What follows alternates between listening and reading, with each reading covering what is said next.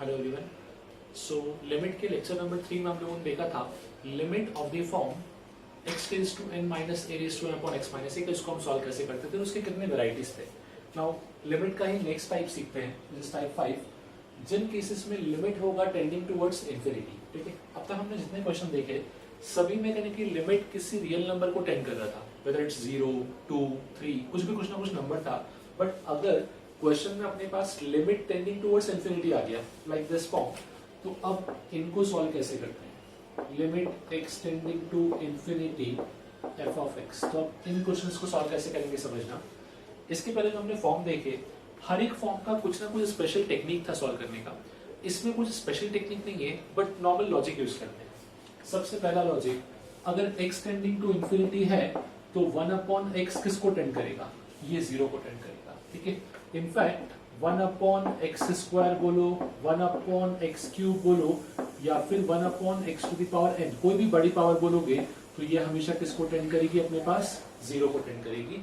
तो पहला लॉजिक तो हम लोग ये यूज करते हैं कि क्वेश्चन में अगर आपके पास x टेंडिंग टू इंफिनिटी है तो क्वेश्चन को 1 बाय x की फॉर्म में कन्वर्ट करने का ट्राई करते हैं, सच दैट वो टर्म क्या हो जाएगा अपने पास 0।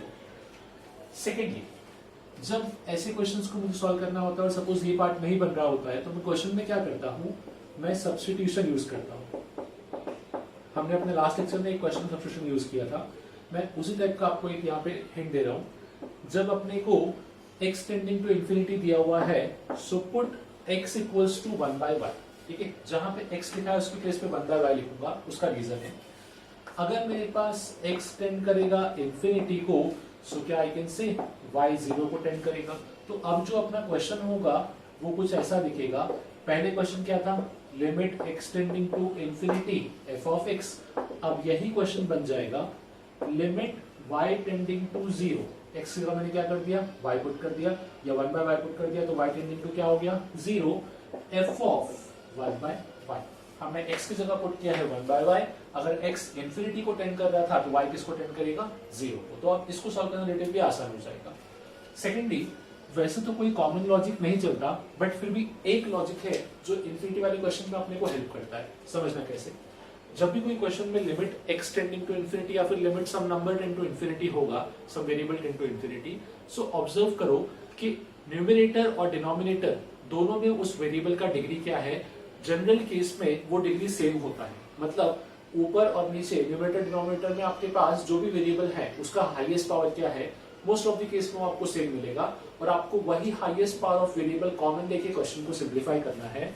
इसको समझाने के लिए मैं एक सिंपल सा एग्जांपल आपको देता हूं, जिससे इस केस को ऑब्जर्व करना और इजी हो जाएगा। Suppose question is limit x tending to infinity ax square plus bx plus c the whole divided by px square plus qx plus r। ठीक है, अब सबसे पहला पार्ट अपना क्या था, हमेशा हम लोग क्या करते थे, डायरेक्टली लिमिट को पुट करते थे और चेक करते थे कि लिमिट जो बन रहा है क्या वो इंडिटरमिनेट फॉर्म है या फिर वो डायरेक्ट अपना आंसर मिल जाएगा। तो अगर मैं x को इंफिनिटी पुट करूंगा तो न्यूमरेटर में बनेगा इंफिनिटी, डिनोमिनेटर में बनेगा infinity, that means it is of the form infinity by infinity, जिसको हम क्या बोलते थे, इंडिटरमिनेट। तो अब तक हम लोगों ने 0 बाय 0 लिखा था, अब ये कौन सा फॉर्म आ गया, इंफिनिटी बाय इंफिनिटी। अगेन जैसा कि मैंने आपको लॉजिक दिया है, x टेंडिंग टू इंफिनिटी है। ठीक है, अब मैंने ऑब्जर्व किया न्यूमरेटर डिनोमिनेटर दोनों में जो टर्म लिखे हैं दोनों में ही x का डिग्री कितना है, 2 है। तो ऐसे केसेस में हम लोग क्या करते हैं, जो भी वेरिएबल का हाईएस्ट पावर है उसी से न्यूमरेटर और डिनोमिनेटर को डिवाइड कर देते हैं। तो यहां मैं क्या करूंगा, यहां पे I divide numerator and denominator, numerator and denominator by highest power क्या दिख रहा है 2, तो x स्क्वायर से डिवाइड करता हूं। अब देखो क्वेश्चन क्या बनेगा, this would reduce to limit x tending to infinity ax square plus bx plus c the whole divided by x square the whole upon px square plus qx plus r the whole divided by x square। अब इस question को अगर मैं हर एक term को observe करूं तो इसका जो फर्स्ट टर्म है वो दिखेगा a, सेकेंड टर्म हो जाएगा b by x, third term will become c by x square upon p plus q by x plus r by x square. Benefit क्या हुआ वो समझना, हम लोगों ने अभी जस्ट देखा कि जब x टेंडिंग टू इन्फिनिटी हो तो मैं डायरेक्टली x को तो यूज नहीं कर सकता, बट आई कैन डायरेक्टली से कि 1/x का वैल्यू क्या हो जाएगा 0, या फिर 1/x² का वैल्यू क्या हो जाएगा 0। सो मैंने ऑब्जर्व किया जब मैंने न्यूमरेटर डिनोमिनेटर दोनों को x² से डिवाइड किया which was the highest power, तो b/x इसका वैल्यू हो जाएगा 0, दिस शुड बी 0, मतलब ये सभी टर्म 0 हो गए। सीधे मुझे आंसर क्या मिलेगा, this is nothing but equal to a/p which is a defined real number. ठीक है, सो ये एक टेक्निक है जो हम जनरली इंफिनिटी वाले क्वेश्चंस को सॉल्व करने के लिए यूज करते हैं, बट ये हर जगह वर्क नहीं करेगा। This would only work in case जो अपने पास पॉलिनोमियल होंगे, तो उस केस में हम इसको यूज कर सकते हैं। बाकी generally there are many forms to solve limit tending to infinity. तो एग्जांपल से देखते हैं कि और कौन कौन से फॉर्म है जिसमें हम इसको सॉल्व कर सकते हैं, और पर्टिकुलरली इस टेक्निक को भी हम और किस वे में यूज कर सकते हैं। ओके, कुछ डायरेक्ट एग्जांपल देखते हैं based on limit x tends to infinity. जो फर्स्ट क्वेश्चन लिखा है वहां पे ऑब्जर्व करोगे तो न्यूमरेटर का जो डिग्री है वो 1 है। कैसे देखा मैंने, x² था और ऊपर क्या लगा हुआ है रूट का मतलब पावर 1/2, तो ये x का नेट पावर कितना हो गया 1 हो गया हाईएस्ट पावर। इसमें भी x का हाईएस्ट पावर कितना हो गया 1, डिनोमिनेटर में भी कितना है 1। दैट मींस ये अपना नॉर्मल केस बन गया जहां पे x टेंडिंग टू इन्फिनिटी है और न्यूमरेटर और डिनोमिनेटर दोनों का डिग्री क्या हो गया सेम।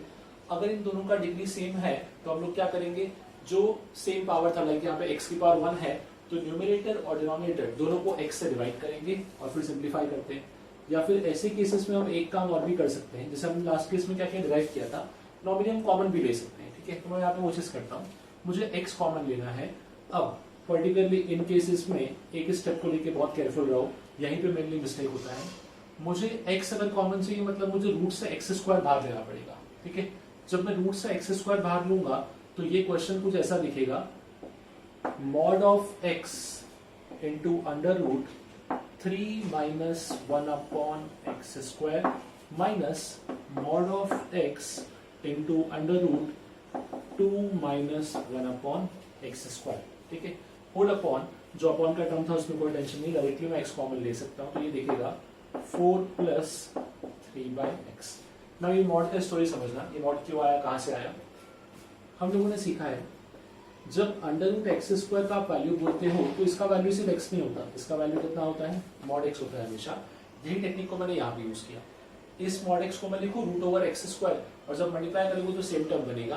कहने का मतलब ये हुआ जब भी किसी अंडर रूट में से, ठीक है, स्क्वायर रूट या फोर्थ रूट, जब भी इवन रूट होंगे उनमें से अगर आप x का पावर बाहर लेते हो तो don't forward to use mod, because यहाँ पे डिपेंड करता है कि वैल्यू पॉजिटिव है या नेगेटिव, उसके अकॉर्डिंग आपका आंसर चेंज होगा। इस क्वेश्चन में अगर आप मॉड नहीं भी लेते तो फर्क नहीं पड़ता। उसका रीजन है x किसको टेंड कर रहा है, x is tending towards infinity. क्या आगे नेगेटिव लगा है, नहीं, मतलब कौन सा हो गया पॉजिटिव वैल्यू, और पॉजिटिव वैल्यू पे मॉड का इंपैक्ट नहीं होता, इसलिए आपको इंपैक्ट दिखा नहीं। बट अगर इसी क्वेश्चन में मैं x की जगह या इन्फिनिटी की जगह माइनस इन्फिनिटी लिख दूंगा तो अब ये मॉडुलस का भी इंपैक्ट आएगा और क्वेश्चन का आंसर बदल जाएगा। सो बी केयरफुल, जब आप ये x² बाहर ले रहे हो या फिर x की पावर 4 या कोई भी x का इवन पावर और ऊपर रूट लगा हुआ है तो वो मॉड के साथ बाहर आएगा आपके पास। ठीक है, नाउ अब यहाँ पे क्या हुआ, मैंने जस्ट आपसे बोला कि x टेंडिंग टुवर्ड्स इंफिनिटी है और ऑब्वियसली इंफिनिटी पॉजिटिव है, तो यहाँ पे क्या हो जाएगा, ये मॉड को मैं हटा के डायरेक्टली सबके x आपस में कैंसिल आउट कर सकता हूँ। सो सबका x कॉमन लेके कैंसिल किया तो फाइनली क्वेश्चन क्या दिखेगा, this should be limit x tends to infinity 3 minus 1/x² minus √2 minus 1/x², the whole divided by 4 plus 3/x। Now अब मैं सीधे फॉर्मूला यूज करूंगा। अगर x टेंडिंग टू इंफिनिटी है तो 1/x² का वैल्यू 0, 1/x² 0, 3/x 0।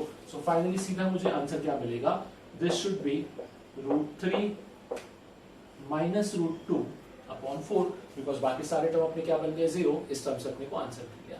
सो ये अगेन डायरेक्ट क्वेश्चन था, बट इसमें सिर्फ खास बात क्या थी, ये मॉड x वाले, इसको ध्यान रखना। नाउ इस टाइप का एक क्वेश्चन और देखते हैं। देखने में ये भी दिख रहा है अपने को कि ऊपर भी पॉलिनोमियल है नीचे भी पॉलिनोमियल है, बट यहाँ पे थोड़ा सा और ट्विस्ट है। समझते हैं इसका डिग्री क्या है। अगर मैं ऊपर ऑब्जर्व करूं तो x² का रूट मतलब डिग्री 1 हो गया, x³ का क्यूब रूट तो इसका भी डिग्री क्या हो गया 1 हो गया, x की पावर 4 का फोर्थ रूट इसका भी डिग्री 1, पर यहाँ है x की पावर 4 का 5 रूट तो इसका डिग्री हो गया x की पावर या डिग्री हो गया 4/5। अब ऐसे केस में समझो जब सभी टर्म्स का डिग्री आपको सेम नहीं दिख रहा हो, जैसे यहाँ पे ऑब्जर्व किया इसका डिग्री 1 था, इसका भी 1, इसका भी 1, बट यहाँ पे 4/5 है, तो ऐसे केस में आप क्या ऑब्जर्व करोगे, जिस टर्म का डिग्री हाईएस्ट है वो कॉमन निकलेगा, ठीक है। जैसे हमने ऑब्जर्व किया 1 1 1, ये तीनों तो 1 थे, ये क्या हो गया 4/5, तो ऑब्वियसली 1 4/5 से बड़ा है, तो हम सब में से x कॉमन लेंगे। अगेन ऑब्जर्व करना कॉमन लेने का टेक्निक अपना, यहां से अगर मुझे x कॉमन चाहिए तो यहाँ पे मॉड x बनेगा और रूट में क्या आ जाएगा 1 + 1/x² माइनस यहाँ पे क्यूब था। अब देखो मैंने क्या बताया था, इवन डिग्री है तो मॉड का ध्यान रखना, क्यूब में तो पॉजिटिव नेगेटिव फर्क पड़ता ही नहीं, वो अपने आप खुद को एडजस्ट करेगा। तो आप सिर्फ x लिखोगे, यहाँ पे आएगा क्यूब रूट ऑफ 1 + 1/x³।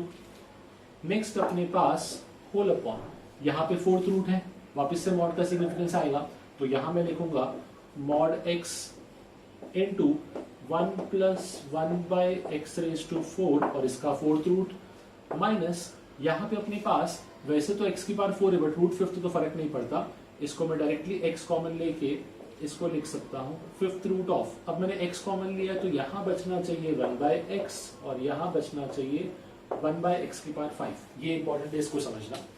क्या इसी x को मैं लिख सकता हूँ x की पावर 5 और पूरे की पावर 1/5, यहाँ भी पावर 1/5 लगा हुआ है, x की पावर भी जब आपने 5 बनाया तो जब मल्टीप्लाई होगा तो क्या होगा x की पावर 5/x मतलब x की पावर 4, x की पावर 5/x की पावर 5 मतलब 1। तो मैंने हर एक टर्म में से x को कॉमन लेके सिंप्लीफाई किया। Now x tending to infinity है मतलब पॉजिटिव है, तो सभी मॉड प्लस से ओपन होंगे, मतलब ये आपस में जितने भी x है ये सारे x कैंसिल हो जाएंगे। सो क्वेश्चन क्या दिखेगा, क्वेश्चन रिड्यूस होगा limit x tending to infinity under root of 1 + 1/x² minus cube root of 1 + 1/x³ the whole divided by fourth root of 1 + 1/x⁴ minus fifth root of 1/x + 1/x⁵। Again अगर x tending to infinity है तो ये सभी term zero हो गए, ठीक है। अब बचा क्या अपने पास देखना, न्यूमरेटर में तो आएगा 1 - 1 क्योंकि एक ये 1 बचा है, एक ये 1, डिनोमिनेटर में ये 1 और ये पूरा पार्ट 0 हो गया, 1 - 0। सो बेसिकली इट इज 0/1, मतलब फाइनली इस लिमिट का मुझे आंसर क्या मिला 0। सो इस लिमिट का अपना आंसर हो जाएगा 0। ओके नेक्स्ट क्वेश्चन ट्राई करते हैं। सो यहाँ पे क्वेश्चन में थोड़ा वेरिएशन किया मैंने, x tending to minus infinity है, ठीक है। अब माइनस इंफिनिटी है तो सबसे पहली चीज ये इनडिटरमिनेट फॉर्म है कि नहीं, इसको भी चेक कर लेते हैं। जब माइनस इंफिनिटी पुट करूंगा तो यहाँ बनेगा इंफिनिटी और ये पार्ट बन जाएगा माइनस इंफिनिटी, मतलब ये दिखेगा इंफिनिटी माइनस इंफिनिटी। हमको पता है कि इंफिनिटी एक डिफाइंड वैल्यू नहीं है, so infinity minus infinity we don't know क्या होगा, उसी को हमको सॉल्व करना है इस केस में। अब अगेन यहाँ पे एक प्रॉब्लम और हो गया, जैसे मैं आपको बताया था कि जनरली हम लोग अब तो क्या कर रहे थे इंफिनिटी को सॉल्व करने के लिए कि ऊपर का x का डिग्री ऑब्जर्व करते हैं, डिनोमिनेटर में ऑब्जर्व करते हैं और उससे डिवाइड कर देते थे। बट द प्रॉब्लम इज कि यहाँ पे सिर्फ न्यूमरेटर है, डिनोमिनेटर है ही नहीं। सो ऐसे केस में क्या होगा, तो एट द सेम टाइम मैंने ऑब्जर्व किया कि यहाँ पे ठीक है न्यूमरेटर है बट न्यूमरेटर में स्क्वायर रूट लगा हुआ है, ठीक है। स्क्वायर रूट के लिए हम लोग क्या करते थे, वी यूज रैशनलाइजेशन मेथड, तो मैं वही टेक्निक को यहाँ पे यूज करूंगा पहला स्टेप सिंप्लीफाई करने के लिए, एंड देन आई सी कि क्या उसके बाद में इंफिनिटी के कॉन्सेप्ट को यूज कर सकता हूँ। सबसे पहला स्टेप क्या हो जाएगा, रैशनलाइजेशन, मतलब इसी के कॉन्जुगेट से मल्टीप्लाई और डिवाइड। जब मैं इसके कॉन्जुगेट से मल्टीप्लाई करूंगा तो क्या ये ऐसा बनेगा 25x² - 3x, a² - b² होता है अपने पास, सो ये कुछ ऐसा बन जाएगा, the whole divided by root over 25x² - 3x minus 5x। एक स्टेप मैंने डायरेक्टली सॉल्व किया है, आई होप आपको समझा होगा। मैंने इसका conjugate which is root over 25x² - 3x minus 5x से मल्टीप्लाई और उससे डिवाइड किया। जब ऊपर मल्टीप्लाई हुआ तो वो बनेगा a + b × a - b which is a² - b²। Now the benefit is कि यहाँ पे 25x² कैंसिल हो गया। सो अब ये एक्सप्रेशन क्या बना, अब ये एक्सप्रेशन दिखेगा limit x tending to minus infinity -3x whole upon root over 25x² - 3x minus 5x। Now अब जो मेरा क्वेश्चन है वो इंफिनिटी के एक ऐसे फॉर्म में कन्वर्ट हुआ जिसको मुझे सॉल्व करना आता है, बिकॉज न्यूमरेटर का डिग्री क्या है 1, डिनोमिनेटर का भी नेट डिग्री 1 है, बिकॉज इसका डिग्री आपको 2 दिख रहा होगा बट पावर क्या लगा हुआ है 1/2 दैट इज रूट, तो इसका भी डिग्री 1 हो गया, इसका भी डिग्री 1, मतलब हर एक टर्म का यहाँ पे डिग्री 1 है, तो अब मैं इसको इजीली सॉल्व कर सकता हूँ। सॉल्व करने का स्टेप क्या था, सबका डिग्री 1 है तो सब में से आप x की पावर 1 कॉमन ले लो। इन सब में डायरेक्टली दिख रहा है, इसमें से मुझे x कॉमन लेना है, और अभी आएगा अपने पास लिमिट का इंपॉर्टेंट प्रॉपर्टी जो हमने जस्ट डिस्कस किया था कि हमको किस पार्ट को लेके केयरफुल रहना है। जब इससे आप बाहर लोगे x, तो x बाहर नहीं आएगा, that should B modulus of x, और क्या बचेगा 25 minus 3 upon x minus 5x। अब इस केस में समझना, इस केस में अपना x किसको टेंड कर रहा है, माइनस इंफिनिटी को, तो ये मॉड डायरेक्टली ओपन नहीं होगा, ये मॉड ओपन होगा नेगेटिव x के साथ। सो इसी चीज का यहाँ पे मैं आपको इंपॉर्टेंस बता रहा था लास्ट क्वेश्चन में कि वहां पे क्योंकि इंफिनिटी पॉजिटिव था तो मॉड डायरेक्टली ओपन हो गया, फर्क ही नहीं पड़ा था, बट क्योंकि इंफिनिटी नेगेटिव है तो ऐसे केसेस को लेके स्पेसिफिकली केयरफुल रहना। अब मैं इसी क्वेश्चन को क्या लिखूंगा, इसको मुझे लिखना चाहिए limit x tending to minus infinity minus 3x upon minus x times root over 25 minus 3/x minus of 5x, ये बनेगा। सब में से x कॉमन निकाल के कैंसिल किया तो फाइनली क्वेश्चन लिखेगा limit x tending to minus infinity minus 3 the whole divided by minus root 25 minus 3/x minus 5। सबका x तो कैंसिल हो गया।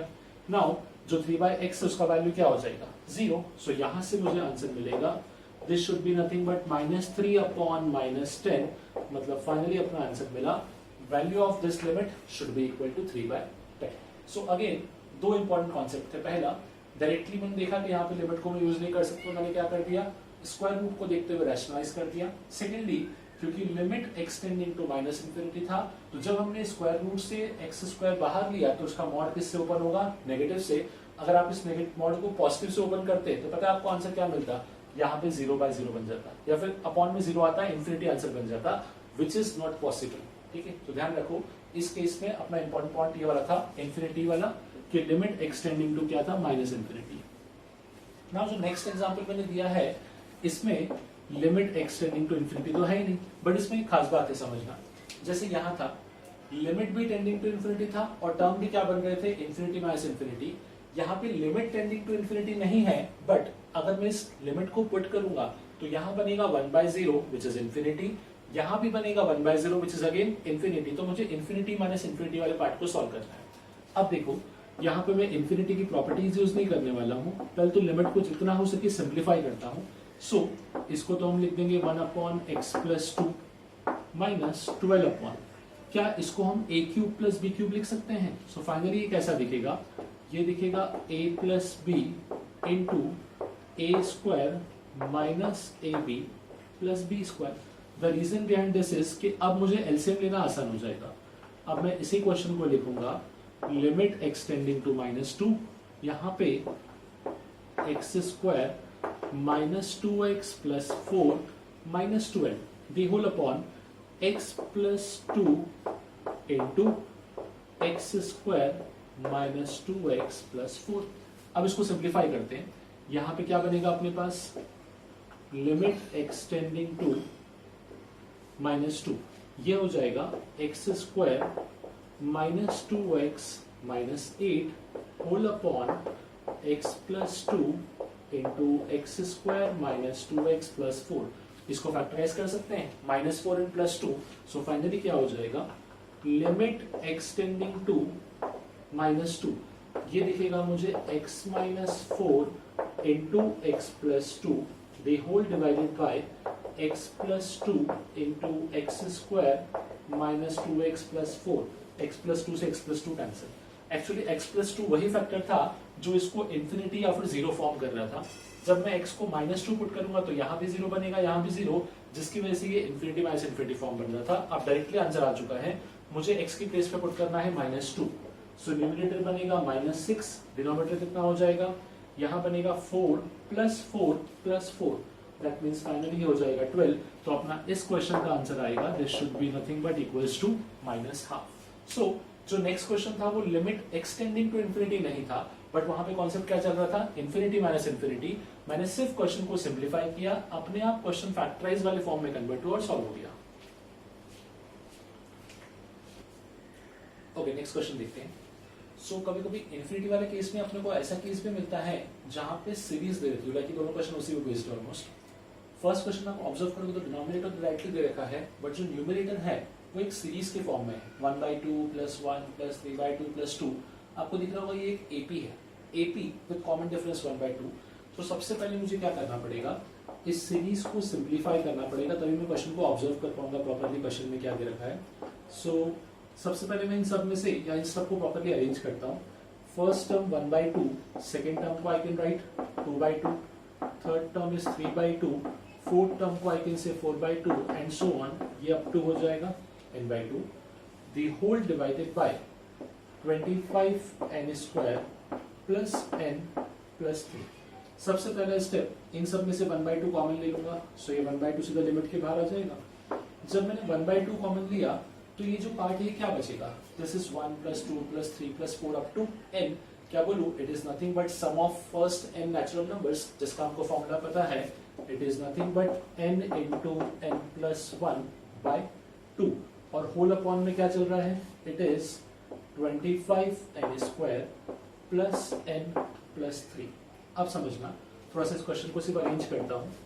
ये 2 भी बाहर ले लिया तो ये कितना हो जाएगा, 1/4 limit n tending to infinity, इसको I can write n² plus n, the whole divided by 25n² plus n plus 3।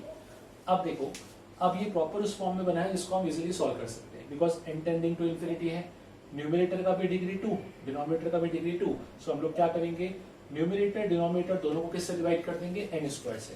So finally ये पार्ट मुझे कैसा दिखेगा, 1/4 times limit n tending to infinity 1 plus 1/n whole upon 25 plus 1/n plus 3/n²। मैंने numerator और denominator दोनों को ही n की highest power that is n² से डिवाइड कर दिया। नाउ ये सभी टर्म्स क्या हो जाएंगे, 0। आंसर आएगा 1/25 × 1/4 दैट इज नथिंग बट 1/100।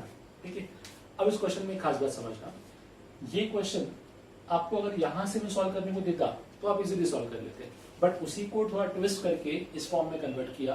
तो ध्यान रखो, आपको जब सीरीज के क्वेश्चन मिलेंगे तो वो जो भी सीरीज होगा, एपी, जीपी, एचपी, उस सीरीज का सम निकाल के उसको सिंप्लीफाई करो एंड देन क्वेश्चन को सॉल्व करना स्टार्ट करो by using the same concept. ठीक है, इसी पे बेस्ड एक क्वेश्चन मैंने और लिखा हुआ है, पर इस क्वेश्चन की मीनिंग को आइडेंटिफाई करने में आप मिस्टेक करते हो, इसको समझना। द कॉमन मिस्टेक जो आप यहाँ परफॉर्म करोगे वो ऐसा होता है, सर अगर n टेंडिंग टू इंफिनिटी है तो 1/n² 0, हमने खुद पढ़ा है, करेक्ट है। 2/n² भी 0, 3/n² भी 0, up to last term 1/n भी 0, विच इज स्लाइटली इनकरेक्ट। क्यों, 1/n² 0 है वो इनकरेक्ट नहीं है, द लॉजिक इज इनकरेक्ट। एक चीज समझो, अगर n इंफिनिटी को टेंड कर रहा है, मतलब बहुत बड़ा नंबर है, तो जो 1/n है वो एग्जैक्टली 0 नहीं होता, वो 0 को टेंड करता है, मतलब it is very very close to 0। इसको हम ऐसा बोल सकते हैं, इट इज लेट अस से 0.000001, जिसका वैल्यू हम यूज नहीं कर पा रहे, इसको हम 0 काउंट कर रहे हैं, बट वो एग्जैक्टली 0 नहीं होता। इसीलिए यहाँ पे क्या आएगा समझना, अगर वही टर्म सिर्फ एक बार लिखा है तो मैं 0 मान लूंगा, पर अगर वही टर्म इनफाइनाइट टाइम्स लिखा हुआ है, मतलब सपोज करो एक बहुत छोटा नंबर था which is very close to 0, but उसी नंबर को जब आप इनफाइनाइट टाइम्स लिखोगे तब उसका वैल्यू 0 नहीं होगा, उसका कुछ डिफाइंड वैल्यू होगा। नो डाउट वैल्यू छोटा ही होगा, बट एक डिफाइंड वैल्यू बनेगा। तो ये वही क्वेश्चन है, इसका वैल्यू क्लोज टू 0 है पर एग्जैक्टली 0 नहीं था, सेम इसका वैल्यू क्लोज टू 0 है, एग्जैक्टली 0 नहीं था, पर ऐसे टर्म्स कितनी बार मिलेंगे, ऐसे टर्म मिलेंगे इनफाइनाइट टाइम्स, जिसकी वजह से इसका एक डिफाइंड वैल्यू बन जाएगा। हमको वैल्यू फाइंड आउट करना है, तो मैं क्या करूंगा, यहां भी सेम लॉजिक यूज करूंगा। इस क्वेश्चन को आई कैन राइट, सबका डिनोमिनेटर सेम है विच इज n², न्यूमरेटर में क्या बन जाएगा 1 + 2 + 3 अप टू, इस पार्ट को जो लिखा हुआ है 1/n, इसको आई कैन राइट n/n², ताकि मुझे ऑब्जर्व करना इजी हो जाए। तो ये अप टू n तक रहेगा। नाउ ये भी सेम रिड्यूस हो गया, sum of first n natural numbers. क्या होता है sum of first n natural numbers, तो it is n × n + 1 upon 2। So इस टाइप का टर्म मिलेगा। 1/2 को बाहर ले लेते हैं, 1/2 को बाहर लिया, so question reduces to limit n tending to infinity n² + 1 whole upon n²। अब यहां मैं इस क्वेश्चन को लिख सकता हूं limit n tending to infinity 1 plus 1 by n square. अब ऑब्जर्व करो, मैंने इन सब टर्म्स को जीरो नहीं बोला था बिकॉज हर एक का value individually close to zero था, बट अब यहाँ पे एक ही टर्म है तो एक टर्म को तो मैं जीरो मान सकता हूँ। वही लॉजिक को ध्यान रखो हमेशा यूज करना कि मल्टीपल टर्म्स अगर आपको इनफाइनाइट टर्म्स मिलेंगे तो हम सबका सम जीरो नहीं बोल सकते, बट क्योंकि सिंगल टर्म है तो इसका डायरेक्टली वैल्यू में कितना बोल दूंगा जीरो। सो अगेन इस क्वेश्चन का मेरा आंसर क्या आ जाएगा, that should be equal to 1/2। So particularly इस केस में केयरफुल रहना, इनिशियली मिस्टेक करते हो तो इनको आइडेंटिफाई करना सीखो with this approach. Okay next question देखते हैं। समथिंग सीरीज टाइप का क्वेश्चन है बट थोड़ा सा एक चेंज है यहाँ पे, सभी टर्म प्लस में नहीं है, अब प्लस माइनस के ऑल्टरनेट टर्म्स है, ठीक है। इसको स्टार्ट कैसे करते हैं समझना। जब आपको ऐसे क्वेश्चन मिलते हैं आपने सीक्वेंसेस में भी देखा होगा तो दो दो टर्म को हम ऑब्जर्व करते हैं, लाइक इन दो का कॉम्बिनेशन फिर इन दो का एंड सो ऑन। सो ऐसे केस में it is very much important कि मुझे पता हो कि एन अपना ऑड है या फिर एन इवन है, मतलब नंबर ऑफ टर्म्स क्या है अपने पास। सो मैं यहाँ केसेस में क्वेश्चन को डिवाइड करता हूँ। पहला केस लिखता हूँ व्हेन एन इज इवन, क्योंकि जब एन इवन होगा तो सारे टर्म्स प्रॉपर्ली मर्ज हो जाएंगे। नाउ एन इवन है तो इसका क्वेश्चन पे इम्पैक्ट क्या है वो समझना। क्वेश्चन दिखेगा limit n tending to infinity.